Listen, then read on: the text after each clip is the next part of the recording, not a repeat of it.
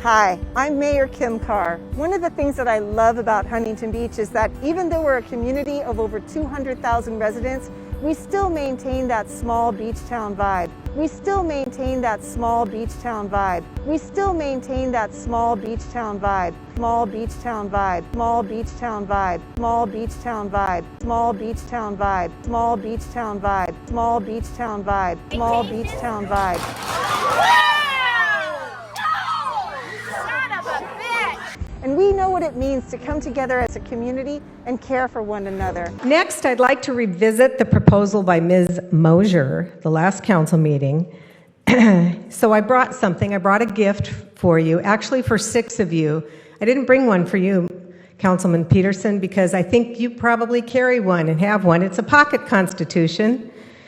It contains the Declaration of Independence, the U.S. Constitution, the preamble of the Bill of Rights, and the amendments to the Constitution. So allow me to start by reading to you the First Amendment. Congress shall make no law respecting an establishment of religion or prohibiting the free exercise thereof or abridging the freedom of speech or of the press or of the right of the people peaceably to assemble and to petition the government for the redress of grievances.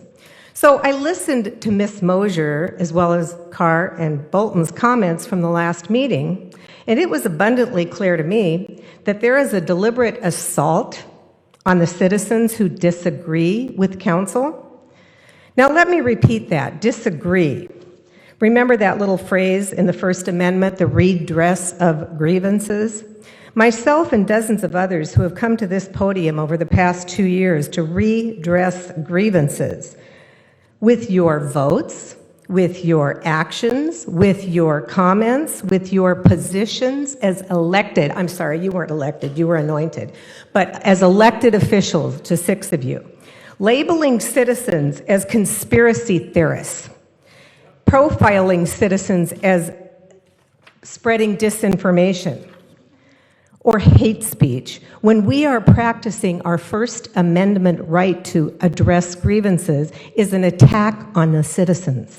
It's part of our HB DNA, from youth sports and junior lifeguards to the 4th of July and the air show. On September 24th, just 1 week before the incredible and beloved Pacific Air Show came to town, the official City of Huntington Beach social media account posted a strange and bizarre attack on the air show producer, Kevin Elliott. After hundreds of critical public comments, the official city message was revised to try and save face, but it was far too late. This was yet another example of the deliberate targeting going on by the City Council against citizens that dare to speak their mind in disagreement with the current council majority. A current council majority that constantly and piously preaches to the public about civilized discourse. And yet, on the same day that post went up, our current mayor told Kevin Elliott online publicly to stop spewing lies.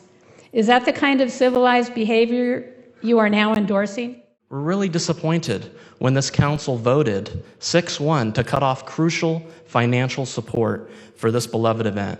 And I was really troubled by Councilmember Calmack's argument and his justification when he said that he was troubled by an email that was sent to him an hour beforehand, even though the staff said there had been plenty of communication outside of that.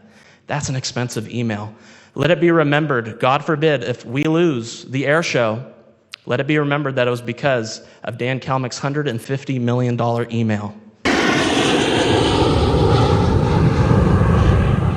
And we're supporting our local small businesses and their employees. Hello everyone, my name is DinoFerraro. I am the owner and chef of Capone's Italian Cucina and the Black Trumpet Bistro in city of Huntington Beach for the last 23 years. I have also owned other successful restaurants in town. I have never had any issue with our city, never, not one issue. The reason I come to speak here today is to draw attention to a serious First Amendment right violation.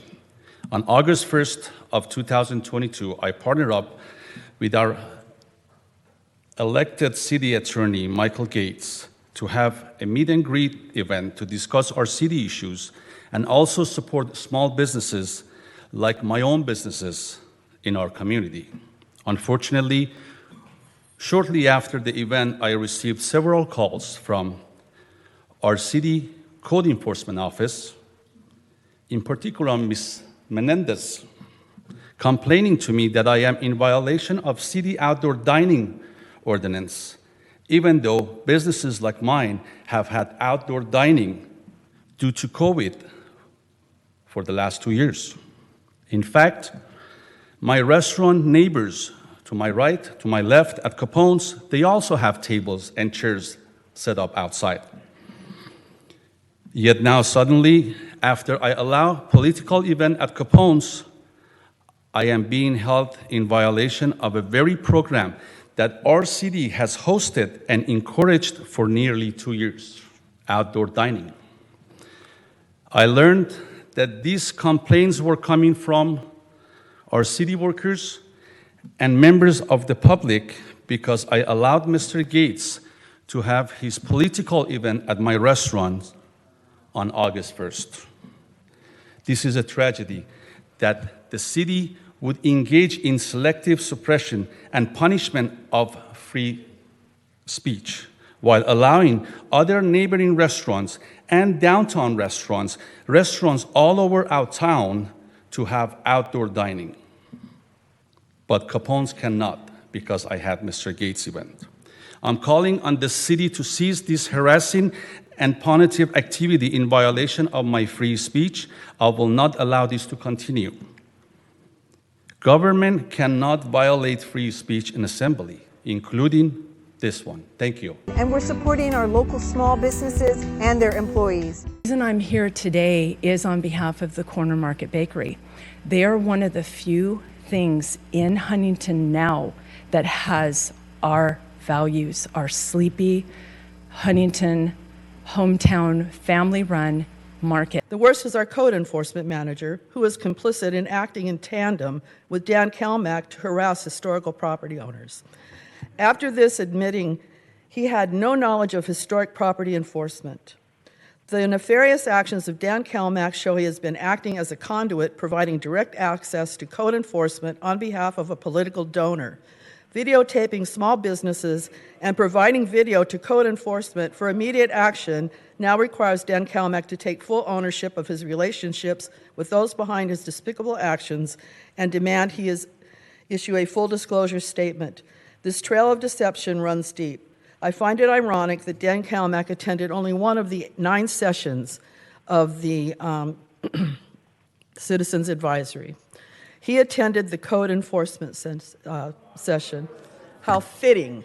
And we're supporting our local small businesses and their employees. Huntington Beach City Council voted 6-1 to destroy a local business that's been thriving in Huntington Beach for almost 30 years. Let's Go Fishing Bait Shop was given the boot, even though the Planning Commission stated that it was a proven and profitable business contributing over $4,000 a month to the city. The new tenant, Huntington's, won the bid against Let's Go Fishing and Ruby's Roadhouse by making big promises with a fancy PowerPoint presentation featuring outdoor dining and alcoholic beverages. When asked why Let's Go Fishing did not bring a PowerPoint presentation to the city council meeting, owner Marion Johnson said, "I'm 75 years old. That's not what I do." And we're supporting our local small businesses and their employees. Hello, I am Pam Free. It has been about a year since the majority of this council voted yes to put the craft fair at Pier Plaza out for proposal. I was the operator of Pier Plaza Art Fair for almost 30 years. Mike Posey stated that goodwill and good reputation do not translate into money for the city. So if this was purely to make money for the city, you have failed. During negotiations with Oliver Chi, I offered to pay an increased fee of $650 and 20%. He never responded. The city wanted the new daily fee to be $1,325 and 20%. Because the rental fee was so high, the only proposal received was from the Downtown Business Improvement District. The bid's proposal was for $1,325 and 20%. Well, of course, after they were awarded the contract, it seems that someone realized, oh gosh, the bid is a nonprofit and you only have to pay $600 a day and no percentage. This was obviously pre-planned. So the city is losing the extra money that I, the person with goodwill and good reputation, proposed to pay.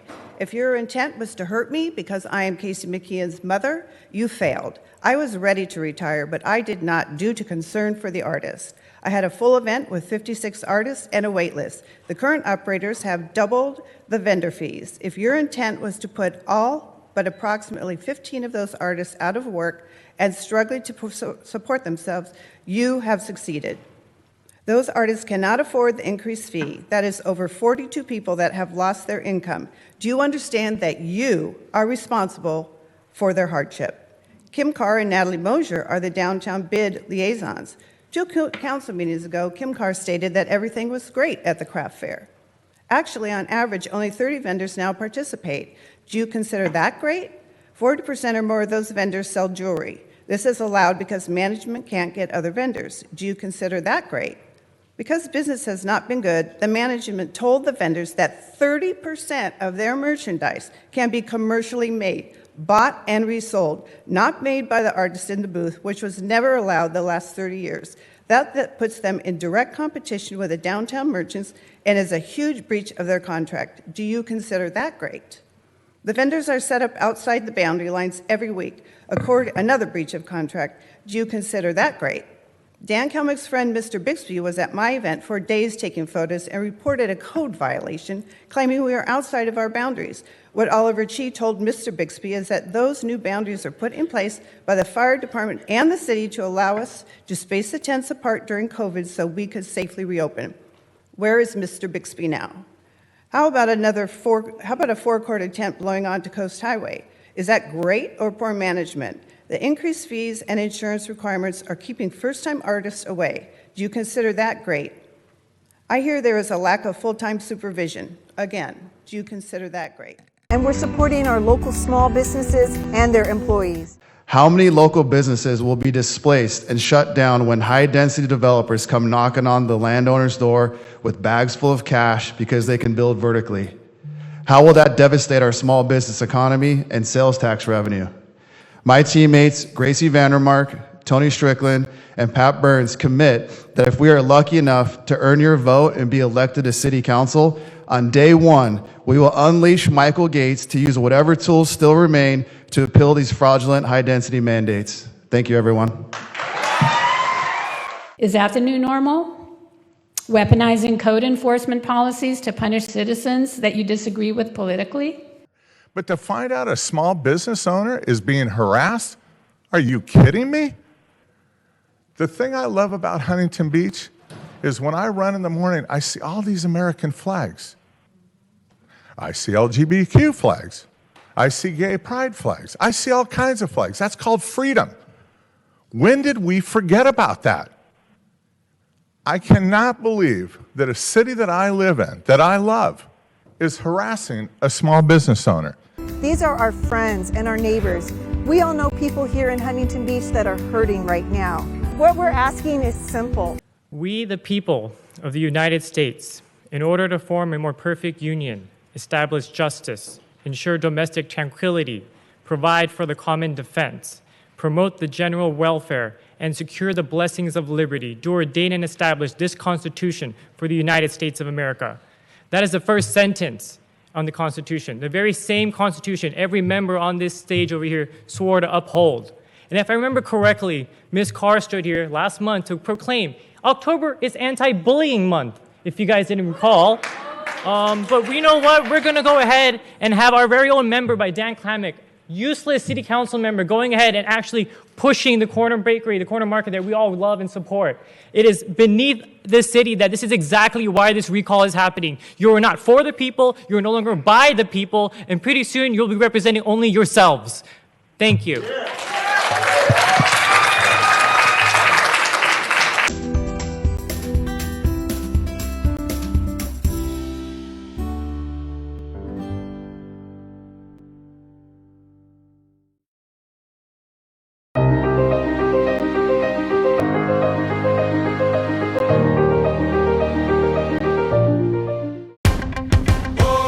My name is Gracie Vandermark, and I will fight to resolve the homeless crisis currently dominating our city. My name is Casey McKeon. I will fight for our charter to retain local control and stop predatory development. My name's Tony Strickland. I'll fight Sacramento's overreach and give the power back to the people of Huntington Beach. My name is Pat Burns. I will fight to support our police and keep Huntington Beach safe for our residents and businesses.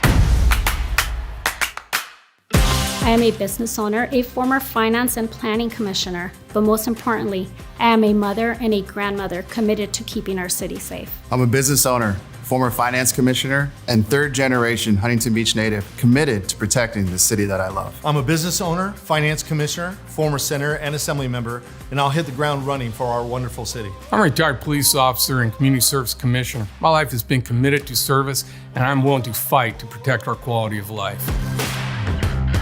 I am Gracie Vandermark. I'm Casey McKeon. I'm Pat Burns. I'm Tony Strickland, and we're asking for your vote on November 8th. Together, Together, Together, we will fight to keep Huntington Beach safe and protect our city.